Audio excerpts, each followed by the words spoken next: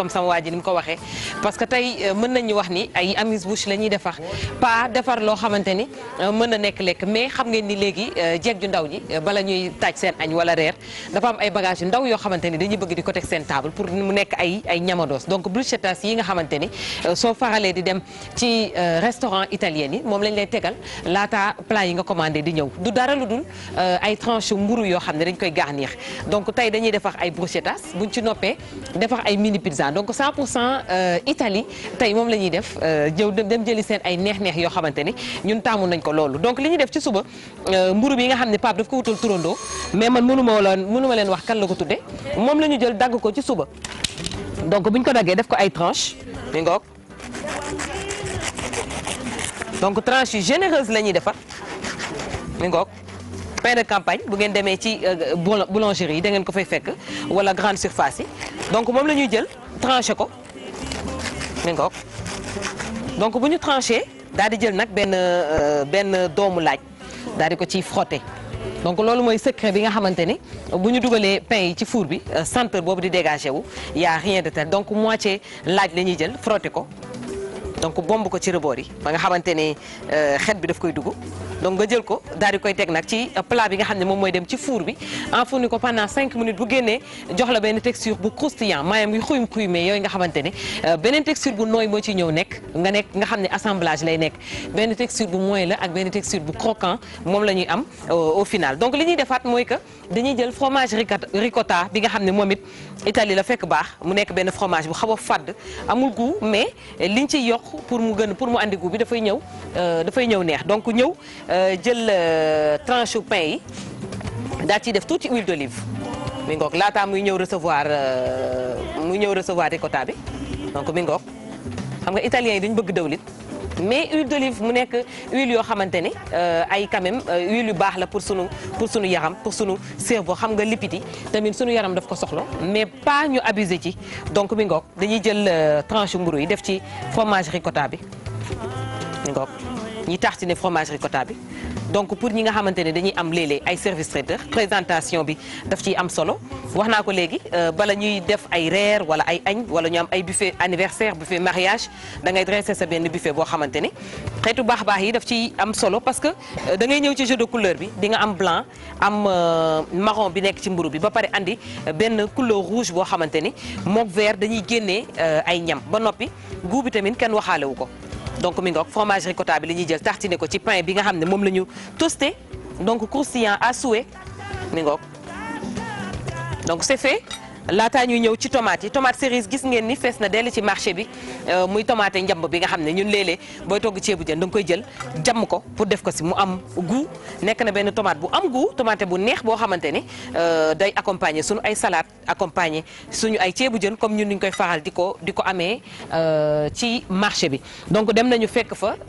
tomate cerise yi am na ñaari catégorie boo xam ne dafa rond complètement rond ak benn boo xamante ne dafa xaw a gudd mooy taille fine bi donc boobu ñoom ñaar la ñu jël mélangé ko ñu am benn goût assez sucré boo xamante ni daf koy ñëw andi ci bruschettas yi donc mi ngoog moom la ñuy jël daal di koy def ci kaw fromage bi ci kaw pain bi mu nekk ñaari façon am na benn boo xamante ne dama ko garder dama ko togg moom moo nekk na la ci plat bi dem ci four bi li ma def mooy dama def tranche yu mel ni def ci huile d'olive def ci tuuti thym def ci xorom def ci poobar daal di koy def ci four bi chaleur tournante position grill nga xamante ni bu génnee da ngay am quelque chose boo xamante ni dafay xaw a compoté donc moom mooy ñëw accompagner beneen tomate bi nga xamante ni bii dañ ko bàyyi fraîchement ni ngoog teggi casserole bi pour ñu mën a gis bu baax donc c'est fait dañuy ñëwaat jël ko moom mi ngi nale donc dañuy jege sil daay ma jege sil plat bi waaw léegi sedd na donc mi ngi nii jili moom moo génne léegi ci four bi di saxaar huile d'olive lañ ci def mu xaw a compété ñu bàyyi ko mu confire donc moom day ñëw andi beneen texture ci biir recette bi donc mi ngoog du dara lu dul pain fromage ricotta tomate cerise ak tuuti touche de miel parce que benn côté bu neex lay andi ci recette bi nga xam ne moom la ñu defar pour ñu mën a defar sunu neex-neex yi donc bu ñu paree li ñuy def mooy que dañuy terminer ak tuuti miel ci kaw ci kaw pain yi nga xam ne moom la ñu tranché donc ñu rigat ko ni et puis jël miel bi def ko ci kaw donc mi ngoog mu romb ko rek xamante ni booy lekk da ngay am benn goût sucré salé buy ñëw mi ngoog donc yii dafay baax ci ubbi gémmiñ ubbi appétit laata ñam yu élément yu important yi di ñëw donc li may defaat mooy que damay utiliser waat même plat bi nga xam ne moom moo dem ci four bi c'est pas grave su fekkee am na huile d'olive bi nga xam ne moom moo nekk ci fond bi parce que amul benn problème pour pizza yi nga xam ne moom lay ñëw recevoir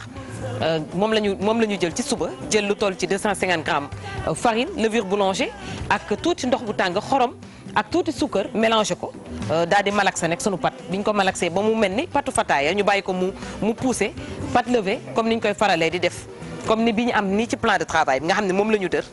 donc bi ñu paree dañu jël emporte-pièce bi nga xam ne moom la ñu am découper cercle yi nga xamante ne moom la ñuy ñëw enfourner mi ngoog pour mën a defar les mini pizza moom it toujours saveur Italie ñoom tàmm nañu xeetu pâte yi nga xamante ni bu dul lasagne di spaghetti bolognaise bokk na ci li nga xam ne moom mooy pizza bruschettas yi nga xamante ni moom la ñu defar wala yeneen xeetu neex-neex yoo xamante ni toujours dafay am pâte donc mi ngoog dañuy jël pâton yi aligné ko mi ngoog donc bu ñu ko aligné nag daf jël benn sauce tomate bi nga xamante ne ñun ñoo ko defaral sunu bopp ñoo ko mijoter sunu bopp assaisonné ko moom la ñuy ñëw jël def ko ci biir plat bi nga xamante ni moom mooy dem ci four bi donc damay tegaat nii plat bi nga xamante ni moom moo jóge ci four bi maanaam moom bi ñu def bruschettas yi et puis ñëw ci li nga xamante ni moom mooy sauce tomate bi donc mi ngoog donc sauce tomate jambon fromage moom la ñuy ñëw def ci mini pizza yi sànni ci tuuti olive pour mën ko enfourner bu génnee ñu mën a jël ci neex-neex yi xam ngeen ne nag moment bi dañuy ànd ak les beurre bocage mu nekk beurre yi nga xamante ni ñi ngi waajal mois de ramadan bi ku ne mois de ramadan sa xel dina dem ci beurre parce que moom laa doon wax sànq élément lipide yi dafa baax suñu yaram bu fekkee bu baax bi nga utiliser muy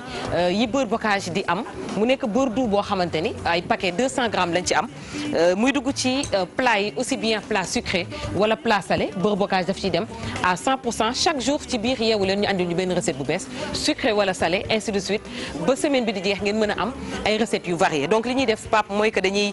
terminer les mini pizzas le temps que ngay accueillir waa Safari ndax ñoom ñooy déguster tey donc dañ leen di faire voyager les papilles à travers les papilles dem côté Italie jëli fa bruschettas yi ñu defar ak mini pizza yi Baye Cheikh. Voilà les papilles et les mamies. Et les mamies. Pourquoi pas merci.